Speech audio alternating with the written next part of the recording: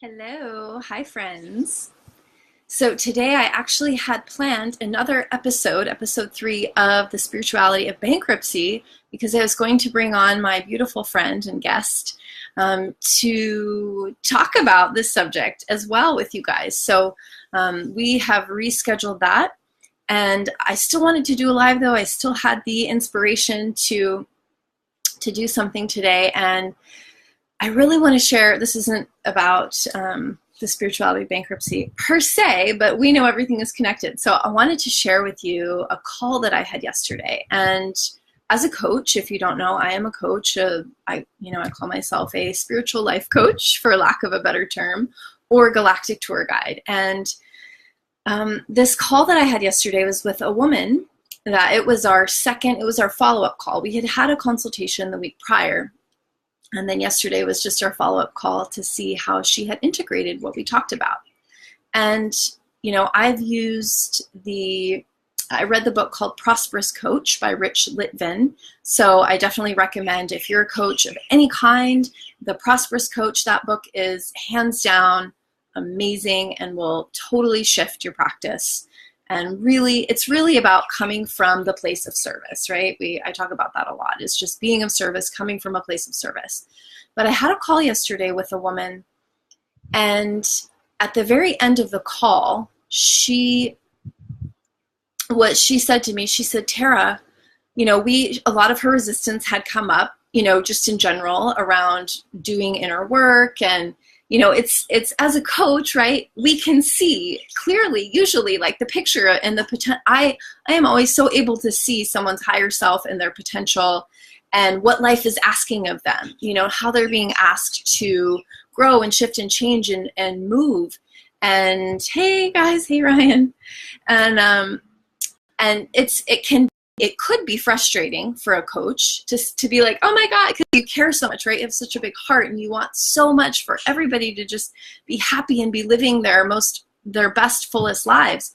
And when someone doesn't see that for themselves, it could be frustrating. And it used to be very frustrating for me. And I'm not saying that doesn't come up for me sometimes when I'm just like, I wish they could see what I see in them, But this woman in particular, she said to me, Tara, I would be so frustrated if I were you right now. She could see all of her bullshit. She could see it, and she knew I saw it.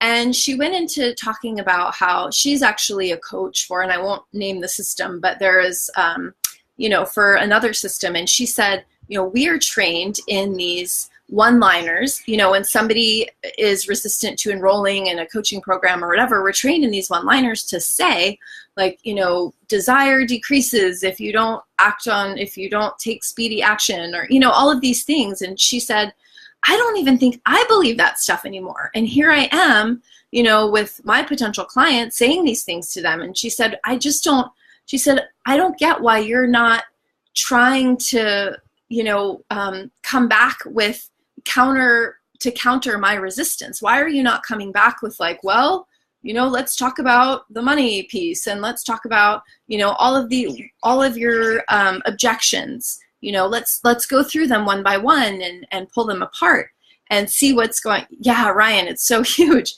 But I actually didn't do that with her because it didn't feel right. It didn't feel like that's at all where she was. And I said to her, do you know why I'm not frustrated right now, and why I don't feel tired having had this like hour-and-a-half conversation with you and all your resistance is coming up? Because I am not attached to the outcome of this call. I am not trying to get something from you. I'm not trying to get you to work with me. I'm not trying to get your money. I don't care. I said, I don't care what happens on this call. I do, however, care about you. I love you and I want the best for you. And it really just sank in for me in that moment. And she said, her whole sales training is to be like, boom, boom, boom. I'm going to just, slice through people's like objections and basically instill fear in them. Like, if you don't act now, you're going to be missing out on something. You are not whole. Your life is not whole until you get these things or whatever. And working with me is going to give that to you. Right? So it's very fear-based, and not all coaches do that, and not all systems do that. Absolutely not saying that. But it just really showed her where she was out of alignment in her own work as a coach.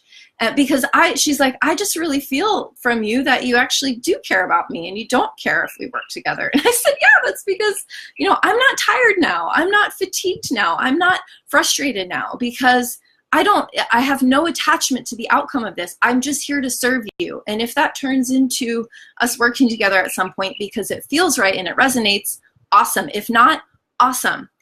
And one thing that came up for me, and a lot of, you know, I've had sales training too on coaching and marketing and all of that, is that if someone doesn't say yes right now on this call or say yes right away, then their motivation starts to decline, right? To say yes to coaching. And I thought about, well, why does that happen? Why does their motivation, you know, decrease? It's because on the call, if they wanted to say yes, but they didn't and they were hesitant, it's because they were doing it out of fear. So when you really, really desire to know yourself and to make whatever shift you want to make in your life, when it's real and it's true for you, it does not decrease with time. It actually increases with time. It grows. It's cumulative as you go on. So I don't believe that just because, yeah, if somebody is really excited and they want to say yes because they, not out of fear, but out of like, yes, this feels so good, this feels so right, that's awesome. Thanks, Ryan. But isn't it true though, Ryan? I would love as a fellow coach, I would love your opinion on this as well. But you know, it's all that pressury, salesy, like if you don't say yes right now, you're losing your mojo and, you know, you're basically like a big loser because you're not saying yes or whatever. It's like very pressure, right? It's very fear-based. And I know for myself, my desire to grow and to learn gets, yes, Ryan says, I feel this is 100% in alignment with the best way to serve people. Yeah, we're showing up to serve. And so what I love is there's no rush. You know, it's like, let's cultivate, let's build a relationship. Let's get to know each other and see if this is a good fit. If I'm going to be working with you for 6 months, holy moly, or more or less or whatever. But actually your desire, if it's true desire to work together or to grow as an individual, whether it's with me or anybody else or on your own, will actually grow. And you will know when it's right for you. And I'm not saying there isn't, you know, we can't point someone's bullshit out for them. Like, hey, this is totally an excuse and you really do want this and you know it's really going to serve you. Like, that's different. But just maybe sit with that as a coach or someone who's hiring a coach. You know, if you're looking to hire a coach and you have a conversation with them and everything feels good and it resonates, you know, go for it. Like, no hesitation. But if it feels fear-based, if it feels like, you know, they're saying, hey, you're actually not good enough. Hi, Phil. You're actually not good enough to, you know, on your own or whatever, then just check in with yourself and don't rush it. There's no need to rush it. And even if, I love what Rich Littman says about, you know, challenge someone's yes. So even if they say yes, and this feels counterintuitive, right? Because when someone says yes, we're like, yes, they're in their highest excitement. We're going to work together. I'm so excited to work with this person. But what he does is, because he does, you know, hire, you know, paid clients or whatever. But the next day he'll actually call them. If they said yes, he'll call them the next day and he'll say, I just want to make sure it's really a yes and that you're really in.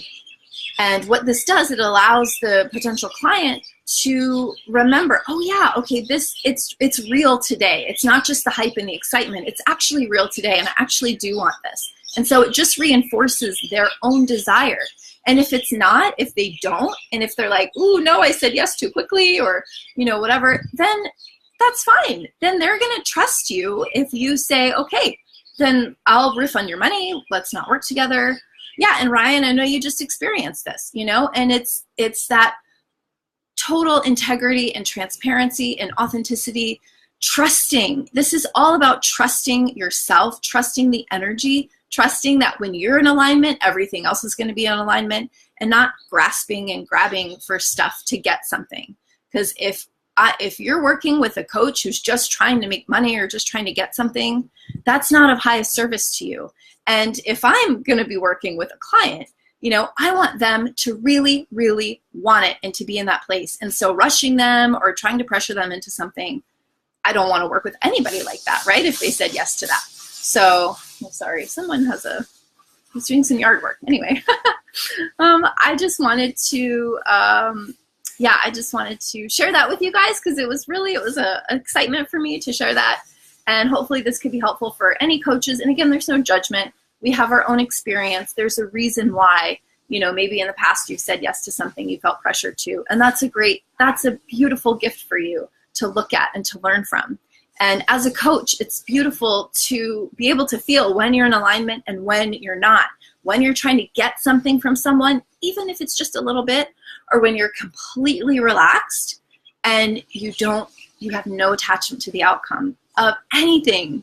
And life is magical in that way. So thank you so much for being here, for watching, for listening. I love you. Remember, you are an infinite being, not a human being. And I'll see you soon. Okay, aloha.